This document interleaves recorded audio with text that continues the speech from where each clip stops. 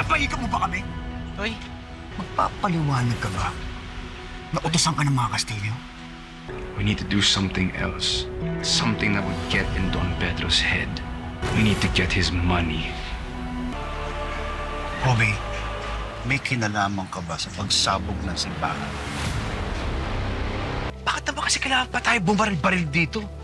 Lakas-lakas natin makapagsuntukan eh. Dahil hindi na sapat ang kabao sa harapin nating laban.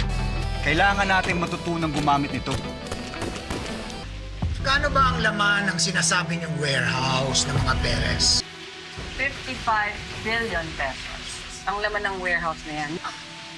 Aba, kung gano'n, hindi dapat tayo pumalpak. Yan ang sisiguraduhin. Wawakasan ko na ang kasama ni Doña Ruby at ng mga Kastilyo. Huwag mo sana kakalimutan yung pinag-usapan natin. Carlo J. Caparas, Totoy Pato.